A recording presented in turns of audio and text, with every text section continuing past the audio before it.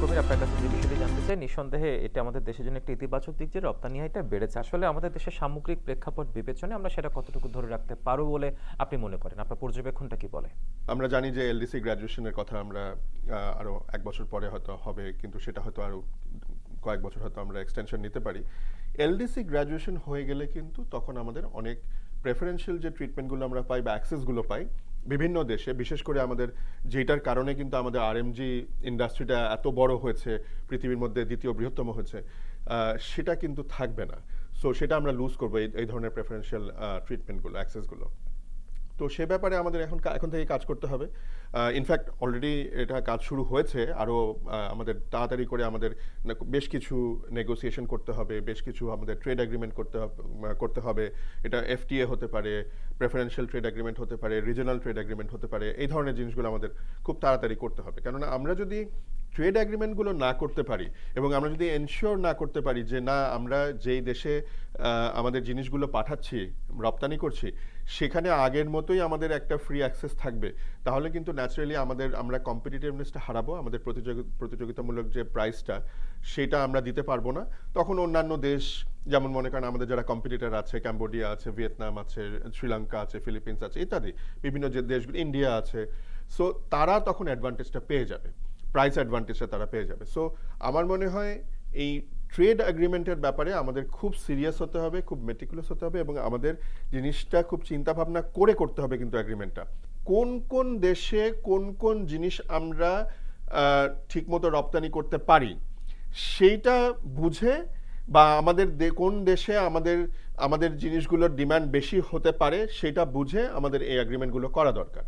এবং এই ক্ষেত্রে আমি মনে করি যে সবসময় শুধুমাত্র ওই যে ফার্স্ট ওয়ার্ল্ড কান্ট্রিগুলোর কথা চিন্তা না করে একেবারে কিছু থার্ড ওয়ার্ল্ড কান্ট্রির কথা চিন্তা করা দরকার, কিছু আফ্রিকান কান্ট্রির কথা চিন্তা করা দরকার, সাউথ এশিয়ার অনেক কান্ট্রি আছে, সেগুলো আমাদের চিন্তা করা দরকার, ইউরোপেও আছে কিছু ছোট ছোট কান্ট্রি।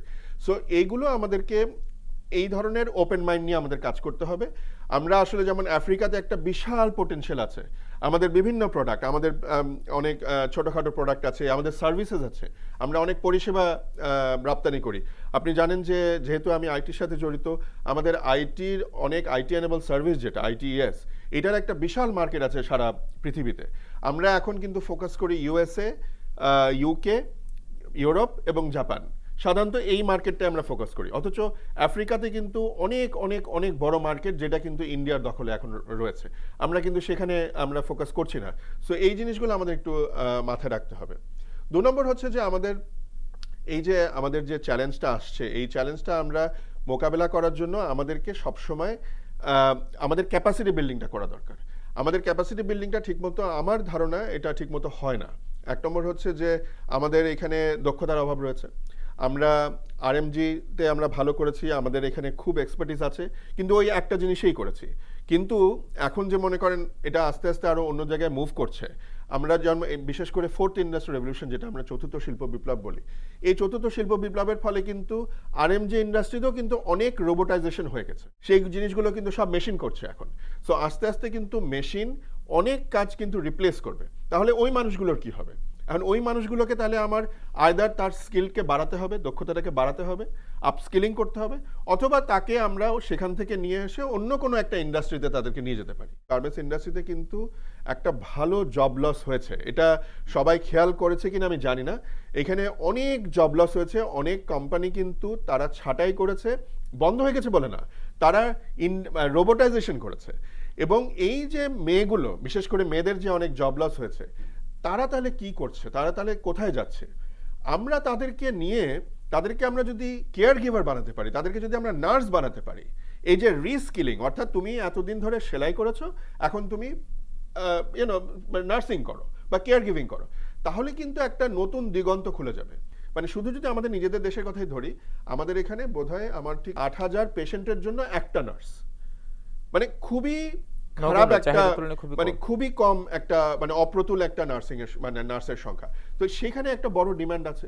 প্লাস আমরা এই নার্সদেরকে যদি যারা ট্রেন করতে পারি, শুধু নার্স কেন, যারা কেয়ার গিভার, তাদেরকে কিন্তু আমরা এক্সপোর্টও করতে পারি। আপনি দেখেছেন যে ফিলিপিন্স এর ব্যাপারে অনেক এগিয়ে আছে, ইন্ডিয়ার কেরালা থেকে অনেক নার্স সারা পৃথিবীতে তারা চাকরি করে। সো এইখানে কিন্তু আমরা এই ধরনের একটা রিস্কিলিং এর কথা চিন্তা করতে হবে। মানে আফটার এজেসের ক্ষেত্রে এক সময় মানে কেয়ার গিভারটা খুব প্রয়োজনীয়তা আমাদের দেশে অনেক প্রয়োজন। আরেকটা জিনিস একটু বলি, সেটা হচ্ছে যে আমরা বারবার করে যখনই এই ধরনের কথা বলি তখনই আরএমজির কথাই বলছি। আমরা ডাইভার্সিফিকেশন কেন করতে পারছি না? আমরা ডাইভার্সিফিকেশনের কথা অনেক দিন ধরে বলছি, অনেক বছর ধরে বলছি। আমরা লেদার গুডসের কথা বলেছি, আমরা ফার্মাসিউটিক্যালসের কথা বলেছি, আমরা আইটির কথা বলেছি, আমরা প্লাস্টিক গুডসের কথা বলেছি, আমরা লাইট ইঞ্জিনিয়ারিং এর কথা বলেছি, কিন্তু সেগুলোতে আসলে ডেভেলপ কেন হচ্ছে না, এগুলো আমাদের একটু খেয়াল রাখতে হবে। এখানে সবচেয়ে বড় বটলনেক হচ্ছে আমার দক্ষ মানুষের অভাব, আমার দক্ষ জনবলের অভাব। আমাদের ছেলেমেয়ে যারা আছে, অনেক ব্রিলিয়ান্ট ছেলেমেয়ে আছে, ইন্টারন্যাশনাল কোয়ালিটির স্ট্যান্ডার্ডের কাজ তারা ডেলিভার করতে পারে, কিন্তু যথেষ্ট পরিমাণে নাই।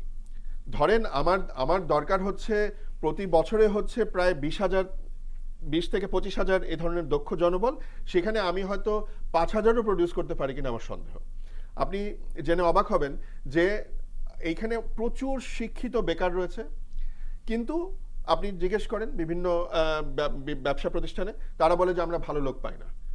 অথচ আমাদের শিক্ষিত বেকার অনেক আছে। কেন? তার কারণ হচ্ছে তাদের সেই শিক্ষাটা আছে, দক্ষতাটা নেই। সো এই জিনিসটা আমার মনে হয় এই ধরনের ক্যাপাসিটি বিল্ডিং, স্কিল ডেভেলপমেন্ট, এদিকে আমাদের নজর দিতে হবে যদি আমরা কম্পিটিটিভ থাকতে চাই। আর লাস্টলি যেটা বলবো, আমার যেটা মনে হয় যে আমরা আমাদের মেধাসত্ব তৈরি করতে পারিনি।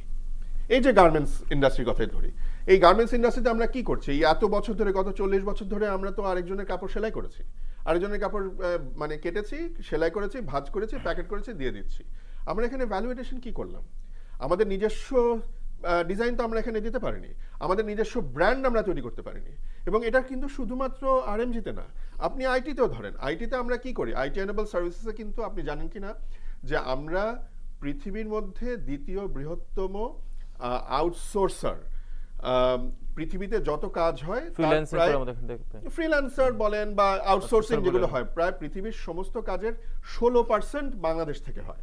আচ্ছা, মানে হতো, এখন একটু কমেছে, বাট একটা বড় সিগনিফিকেন্ট অংশ। কিন্তু তার মানে কি? তার মানে আরেকজনের জন্য আমরা একটা মোবাইল অ্যাপ বানিয়ে দিচ্ছি, আরেকজনের একটা ওয়েব পেজ তৈরি করে দিচ্ছি, আরেকজনের একটা কাস্টমাইজ সফটওয়্যার তৈরি করে দিচ্ছি, কিন্তু আমাদের নিজস্ব প্রোডাক্ট আমরা কিছু তৈরি করতে পারিনি। যেমন মনে করেন মাইক্রোসফট, তারা বলেছে মাইক্রোসফট অফিস অথবা মাইক্রোসফট ওয়ার্ড, মাইক্রোসফট এক্সেল, এই ধরনের যে আমরা একটা নিজস্ব একটা প্রোডাক্ট, একটা নাম দিব এবং অফ দ্য শেলফ, যেটা হয়তো শেলফ থেকে মানুষ কিনবে, যে এটা একটা বাংলাদেশি প্রোডাক্ট, এটা কি জিনিস।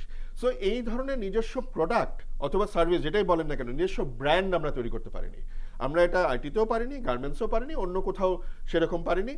ফার্মাসিউটিক্যালসে আমরা কিছু কিছু করছি, কিন্তু তারপরেও আমরা দেখা যায় যে ওইএম করছি, মানে আরেকজনের জন্য আমরা ম্যানুফ্যাকচার করছি। সো যতক্ষণ না পর্যন্ত আমরা নিজস্ব ব্র্যান্ড তৈরি করতে পারবো, ততক্ষণ পর্যন্ত আমি কম্পিটিটিভ হতে পারবো না। কেননা ওই একই জিনিস তো আরেকটু 5 টাকা কম দিয়ে সে ভিয়েতনাম থেকে করাতে পারে, বা 10 টাকা কম দিয়ে সে ক্যাম্বোডিয়া থেকে করাতে পারে। সো আমার ওইখানে যদি আমি নিজস্ব আমার একটা ইন্টেলেকচুয়াল প্রপার্টি মেধাসত্ব থাকতো, আমার এই ব্র্যান্ডিংটাকে আমি তখন সেল করতে পারতাম যে না, এইটা একটা খুব ভালো ব্র্যান্ড, খুব দামি ব্র্যান্ড এবং খুব কোয়ালিটিফুল ব্র্যান্ড। এটা যদি তুমি কেনো, দাম একটু বেশি হতে পারে, কিন্তু এটা ব্র্যান্ডটা খুব ভালো ব্র্যান্ড। এই ধরনের যদি আমরা একটা এস্টাবলিশ করতে পারতাম, তাহলে আমার মনে হয় আমাদের ওই যে চ্যালেঞ্জটা, বিশেষ করে এলডিসি গ্র্যাজুয়েশনের পরে যে চ্যালেঞ্জ আমরা ফেস করতে যাচ্ছি, সেটা কিন্তু তখন আমরা অনেকভাবে ভালোভাবে ট্যাকেল করতে পারতাম। সো আমার মনে হয় যেটা বললাম যে এক্সপোর্ট ডাইভার্সিফিকেশন, ব্র্যান্ডিং এবং ক্যাপাসিটি ডেভেলপমেন্ট, এগুলোর ব্যাপারে আমাদের চিন্তা করতে হবে এবং ট্রেড এগ্রিমেন্টগুলো আমাদের করতে হবে, বিভিন্ন দেশের সাথে স্ট্র্যাটেজিকভাবে করতে হবে। আলমাস কবির, আপনি আপনার প্রথম বক্তব্যে দুটি বিষয় স্পষ্ট করেছেন, সেটা হচ্ছে রপ্তানি যে বৈচিত্র্যকরণ এবং মেধাসত্ব। এই জায়গায় আমরা এখন পর্যন্ত সেই জায়গায় যেতে পারিনি কেন? আপনি রপ্তানি বৈচিত্র্যকরণের ক্ষেত্রে শুধু আরএমজিতে আমরা এখন ডিপেন্ড করে আছি। এই যে আমরা বলছি যে এই ট্রাম্প প্রশাসনে এখন চায়নার সাথে তারা একটা ট্যারিফ বসাচ্ছে, মেক্সিকোর সাথে ট্যারিফ বসাচ্ছে, কানাডার সাথে ট্যারিফ বসাবার চিন্তা করছে। এই জিনিসটা কিন্তু এর আগের ট্রাম্পের যে 4 বছর ছিল প্রেসিডেন্সি, সেই সময়ও কিন্তু চায়নার সাথে এরকম একটা রিলেশনশিপ হয়েছিল এবং তখন কিন্তু আমরা বলেছিলাম চায়না প্লাসের অ্যাডভান্টেজ আমরা নিতে পারি কিনা, অর্থাৎ চায়না যে জিনিসগুলো এক্সপোর্ট করছিল ইউএসএতে, আমরা সেগুলো কেন করতে পারি না। আমরা চায়নাতে যে জিনিসগুলো তারা বানাচ্ছিল বাইরের বিভিন্ন দেশের কোম্পানিগুলো, সেগুলো যদি আমরা বাংলাদেশে নিয়ে আসতে পারতাম, ম্যানুফ্যাকচারিংটা আমরা এখান থেকে বানিয়ে তখন এক্সপোর্ট করতে পারতাম, আমরা করতে পারিনি। মানে এগুলো আমি বলবো যে আমাদের এগুলো কিছু পলিসিগত ইনফ্রাস্ট্রাকচারাল সমস্যা।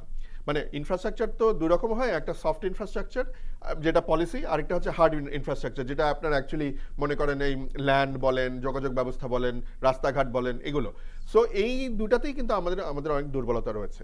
সো এটা আমরা করতে পারিনি। এখন এই যে ট্রাম্প অ্যাডমিনিস্ট্রেশন এটা শুরু হয়েছে এখনো 1 মাস হয়নি, এই আরও আগামী 4 বছর এই অবস্থাটা বিরাজ করবে। আমার মনে হয় this is the right time to take advantage of this.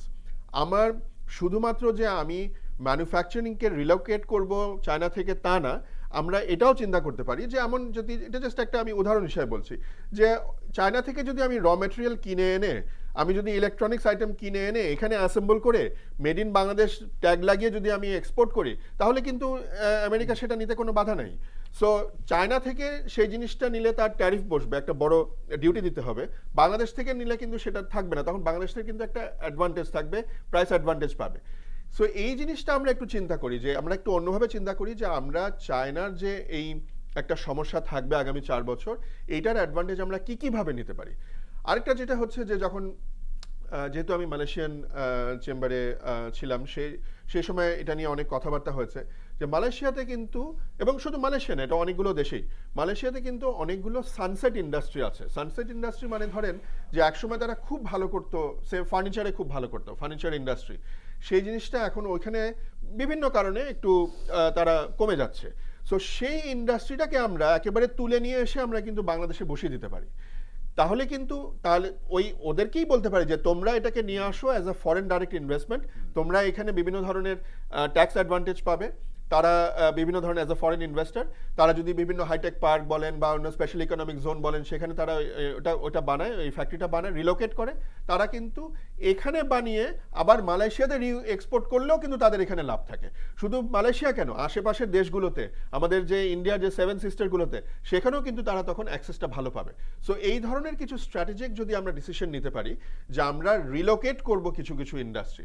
আরেকটা অ্যাডভান্টেজ হচ্ছে কি জানেন, যে মালয়েশিয়াতে ধরেন, আমি যে বারবার মালয়েশিয়া বলছি যেহেতু ওইটার সাথে আমি অনেক কাজ করেছি, মালয়েশিয়াতে অনেক শ্রমিক কিন্তু বাংলাদেশে অনেক শ্রমিক কাজ করেছিল অনেক বছর ধরে, তারা কিন্তু সেই সব ইন্ডাস্ট্রিতে যথেষ্ট দক্ষ, তারা অনেকে কিন্তু বাংলাদেশে ফিরে এসছে। সো তাদেরকে যদি আমি ওই ইন্ডাস্ট্রিটা বাংলাদেশে নিয়ে আসি, আমার কিন্তু রেডিমেড এখানে ওয়ার্কফোর্স রয়েছে, একেবারে স্কিল্ড ওয়ার্কফোর্স, তাদেরকে কিন্তু আমরা ইউজ করতে পারি। সো এই জাতীয় কিছু যদি আমরা একটু লং টার্ম মিড টার্ম চিন্তা করে একটু স্ট্র্যাটেজিকভাবে ডিসিশন নেই, আমার মনে হয় আমাদের এই এক্সপোর্ট ডাইভার্সিফিকেশনটা অনেক ভালো হবে। আরেকটা ব্যাপার যেটা আপনি বললেন যে রিজন এক্সপোর্ট, মানে আমরা কেন এটা করতে পারছি না, সেটা হচ্ছে যে আমাদের ওই যেটা আগেও বলেছি যে আমাদের দক্ষতার অভাব, ক্যাপাসিটি বিল্ডিং এর অভাব। এই একই সাথে জড়িত কিন্তু আমাদের মেধাস্বত্ব। মেধাস্বত্বর একটা বড় চ্যালেঞ্জ হচ্ছে যে যদিও আমাদের ইন্টেলেকচুয়াল প্রপার্টি বা কপিরাইটের একটা আইন আছে, এটার তেমন কোনো এনফোর্সমেন্ট নেই। আপনি দেখবেন যে আপনার মানে ওই বিদেশি নানা রকম ব্র্যান্ডের নকল কিন্তু এখানে পাওয়া যায়। আমি একটা সফটওয়্যার বানাবো, আমারই হয়তো এমপ্লয়ি, সে আমার চাকরি ছেড়ে সে আমার সফটওয়্যারটার নাম চেঞ্জ করে বা একটুখানি কোড চেঞ্জ করে সে তার মতো করে সে বিক্রি করছে। সো এই যে এনফোর্সমেন্ট, এটা যদি না থাকে, তাহলে কিন্তু আমি মেধাস্বত্ব তৈরি করব কেন? আমি তো ওই ধরনের কাজ করব না, আমি তো উৎসাহিত বোধ করব না যে আমি এত কষ্ট করে একটা কিছু করব, সেটা অটোমেটিক্যালি সবাই নকল করে ফেলবে, চুরি করে ফেলবে। সো পেটেন্ট, সো এই মেধাস্বত্ব আইনটাকে আমাদেরকে আধুনিকায়ন করতে হবে এবং এটাকে ভালোভাবে এনফোর্স করতে হবে। এইটা যদি আমরা না করতে পারি তাহলে এটা হবে না। আরেকটা যেটা হচ্ছে যে ব্র্যান্ডিং এর কথা বারবার বলছি, আমরা এতদিন কিন্তু সবসময় বলে আসছি যে আমরা বাংলাদেশকে একটা পজিটিভ ব্র্যান্ডিং করতে চাই বিশ্বের দরবারে। ঠিক আছে, বাংলাদেশকে আগে সবসময় নেগেটিভ ব্র্যান্ডিং করতো, বাংলাদেশ একটা ঝড়ঝঞ্ঝার দেশ, সাইক্লোনের দেশ, বন্যার দেশ, এগুলো এইভাবে চিন্তা করতো। সেটাকে আমরা যে পজিটিভভাবে স্পিন করেছি, অনেক দূর করেছি, ঠিকই আছে, কিন্তু ইন্ডিভিজুয়াল কোম্পানি, ইন্ডিভিজুয়াল প্রোডাক্টের ব্র্যান্ডিং আমি বলতে পারবো দেখে যে আচ্ছা হ্যাঁ এইটা অমুক ব্র্যান্ড, এটা তো সারা পৃথিবীতে, আমি হয়তো আমি মিডল ইস্টে গিয়ে, আমি ফার ইস্টে গিয়ে, আমি আমেরিকায় গিয়ে, ইউরোপে গিয়ে যখন দোকানে দেখবো যে এই ব্র্যান্ডটা আছে, এটা তো একটা বাংলাদেশি ব্র্যান্ড, এইরকম যখন আমি করতে পারবো, তখন আমার ওই প্রাইসটা আমি তখন ডিকটেট করতে পারবো। আর ভ্যালু অ্যাডিশনের কথা যেটা হয়, যে ভ্যালু অ্যাডিশনটা আমরা না হাই ভ্যালু কাজ করতে পারি না। আমরা যে কোনো ইন্ডাস্ট্রিতে, ইভেন আরএমজি ইন্ডাস্ট্রিতে, আমরা এখনো দেখবেন যে ওই ছোট ছোট কাজ, ওই $2 $5 কাজ করি, কিন্তু আমরা যদি একটু দক্ষতাটাকে বাড়িয়ে আমরা হাই ভ্যালু কাজ, যেটা ভিয়েতনাম করে, যে তারা হয়তো, আমরা হয়তো কথার কথা বলছি যে একটা শার্ট সেলাই করে আমি হয়তো $2 পাই, সেখানে হয়তো ভিয়েতনাম একটা জ্যাকেট সেলাই করে হয়তো $10 $15 $20 পায়। সো ন্যাচারালি সে কাজ কম করে কিন্তু তার এক্সপোর্ট কিন্তু অনেক বেশি, প্রোডাক্ট ভ্যালুটা বেশি। প্রোডাক্ট ভ্যালু অনেক বেশি, হাই ভ্যালু। একই রকম ভাবে আইটিতেও কিন্তু দেখা যায় যে আমার যে এখানে যারা আউটসোর্সিং করে, ফ্রিল্যান্সিং করে, তারা হয়তো ঘন্টায় $5 $10 পায়, কিন্তু সে যদি দক্ষতা বাড়িয়ে একটু হাই ভ্যালু কাজ করতো, ধরেন মনে করেন ডেটা অ্যানালিটিক্সের মতো কাজ করতো, ব্লকচেনের মতো কাজ করতো, নতুন নতুন টেকনোলজি সেগুলোতে নিয়ে কাজ করতো, সে হয়তো ইজিলি $25 $30 পার আওয়ার সে ডিমান্ড করতে পারতো। সো সেই $10 থেকে $25, তার মানে কিন্তু 2.5 গুণ 3 গুণ এক্সপোর্ট আমার অটোমেটিক্যালি বেড়ে যাচ্ছে। সো এই হাই ভ্যালু কাজ কিন্তু আমাদের করাতে হবে, এবং এই জন্য আবারও সেই ক্যাপাসিটি বিল্ডিং বা দক্ষতা বৃদ্ধি, এই কাজটা আমাদের মনোযোগী হতে হবে। প্রযুক্তিগত বিদ্যার নিশ্চয়ই, সাথে ধন্যবাদ প্রযুক্তিগত আপনাকে। উৎপাদনের যে সমন্বয় সেটা হয়তো সেই জায়গাটার সেই জায়গায় আমরা অভাবের এখনো কারণে। তৈরি- যে আমরা যে বলি সারা পৃথিবীতে আউটপুট বেসড এডুকেশন, এই জিনিসটা কিন্তু করতে পারছে না। Practical work বিকজ যেটাকে বলা বিকজ হয়। ওই যে যেহেতু যেটা বললেন যে এই যে গ্যাপটা রয়েছে, এই গ্যাপটা আমরা ব্রিজ করতে পারছি না। তো ইন্ডাস্ট্রি থেকে তো বলতে হবে যে আগামী 3 বছরে, আগামী 5 বছরে আমার এই স্কিল লাগবে, আমার একটা স্কিল ইনভেন্টরি আমার দিতে হবে। সেই অনুযায়ী ওনারা তারা তখন একাডেমি কারিকুলাম চেঞ্জ করবেন। আমদানি নির্ভরতাটা আমরা এখনো কমাতে পারছি না। সেই জায়গায় একটা শক্তিশালী বিপণন ব্যবস্থাপনার যে কথাটা বলি, সেই জায়গাটায় আমরা এখনো পিছিয়ে আছি।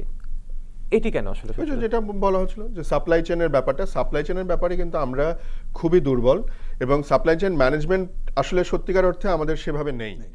এবং তার একটা সবচেয়ে বড় কারণ হচ্ছে তথ্যের অভাব। সত্যি সত্যি বাংলাদেশে আপনি যেই নাম্বারগুলো শোনেন বা যেই নাম্বারগুলো আমরা দেখি, টিভিতে দেখি বা কাগজে পড়ি, এই নাম্বারের বিশ্বস্ততা বা বিশ্বাসযোগ্যতা কতটা আছে আমার যথেষ্ট সন্দেহ আছে। জিডিপির ক্ষেত্রেও তাই হলো। গত বছর যেখানে বৈশ্বিক জিডিপি কমেছে সেখানে আমরা 6 এর উপর ছিলাম, হ্যাঁ। আর এই বছর সেটা আমরা 1 to 1 point something. Exactly. So এই জিনিসগুলো নিয়ে আসলে আমরা এত বেশি, অনেক সময় এত বেশি অতিরঞ্জিত করি। আপনি কিন্তু গত কয়েক বছরে, আমি গত রেজিমের কথাই বলছি, আমরা শুনেছি বিভিন্ন সময় যখন সরকারি আমলারা, মন্ত্রীরা তারা কথা বলতেন যে হ্যাঁ বাংলাদেশ চাল প্রোডাকশনে দ্বিতীয় বা প্রথম, বা ভেজিটেবলে এত নম্বর পজিশন, মাছ প্রোডাকশনে এত নম্বর। আপনি গুগল করেন তো, গুগল করে আপনি একবার দেখেন যে সত্যি সত্যি এগুলো আছে কিনা। এগুলো কিন্তু আপনি খুঁজে পাবেন না। এগুলো আমরা এত বেশি করে পলিটিক্যাল রেটরিক ভাবে আমরা কথাগুলো বলেছি যে মানুষের মধ্যে মানে ওগুলো ঢুকে গেছে। তো এবং মানুষ যখন স্ট্র্যাটেজি করছে তখন ভুল ইনফরমেশন নিয়ে স্ট্র্যাটেজি করছে। হ্যাঁ, আমি যদি আমার যদি ফাউন্ডেশনটাই, আমার যদি যে বেস লাইনটাই যদি আমার ঠিক না থাকে, আমি কিসের উপর দাঁড়িয়ে পলিসি তৈরি করব? কিসের উপর দাঁড়িয়ে আমি যদি নিজেকে না জানি, আমাকে তো নিজেকে আগে জানতে হবে যে আমি আসলে কোথায় আছি, আমার কোথায় কোথায় আমার ল্যাকিংসগুলো আছে, সেইটা বুঝে তো আমি আমার নেক্সট স্ট্র্যাটেজি তৈরি করব, পলিসি তৈরি করব। সেটাই আমরা করতে পারি না। সো এইখানে তথ্যর অভাব এবং তথ্যের বিকৃতি একটা বড় রিজন যে আমাদের supply chain management is flood, ভীষণভাবে ফ্লড। এবং সেই কারণে যেটা বলা হচ্ছিল যে আলু আমরা প্রোডাকশন করি, আলু আমাদের ওয়েস্টেজ হয়ে যায়, আবার আমরা আমদানি করি, পেঁয়াজ আমরা আমদানি করি, কিন্তু এগুলো হয়তো আমাদের যদি আমরা অপটিমাইজ করতে পারতাম, ঠিকমতো ইনফরমেশন আমাদের থাকতো, এগুলো আমাদের করতে হতো না। আর মধ্যস্বত্বভোগী সিন্ডিকেট এটা অবশ্যই আছে, এগুলো সবসময় থাকে, কিন্তু এগুলোকেও ওই যে সাপ্লাই চেন ম্যানেজমেন্টটা যদি ঠিকমতো করা যায়। এবং এখন কিন্তু জিনিসটা যেহেতু মানে ইনফরমেশনের যুগ, ডিজিটালের যুগ, অনলাইনের যুগ, এগুলো করা কিন্তু খুব ডিফিকাল্ট কিছু না। এগুলো কিন্তু খুব ইজিলি করা যায়। আমার মনে হয় এখানে আগেন একটা ভালো অপটিমাইজেশন লাগবে, একটা ভালো পলিসি লাগবে এবং সবচেয়ে বড় কথা হচ্ছে সদিচ্ছাটাই, নিজের অভ্যন্তরীণ যে শুদ্ধাচার, একজন ব্যবসায়ী হোক, নাগরিক হোক, ভোক্তা হোক, রাষ্ট্র পরিচালনা যারা আছে তারা হোক, সর্বোপরি যদি শুদ্ধাচারটা ঠিক থাকে সেক্ষেত্রে হয়তো এটা অটোমেটিক্যালি ঠিক হয়ে যাবে।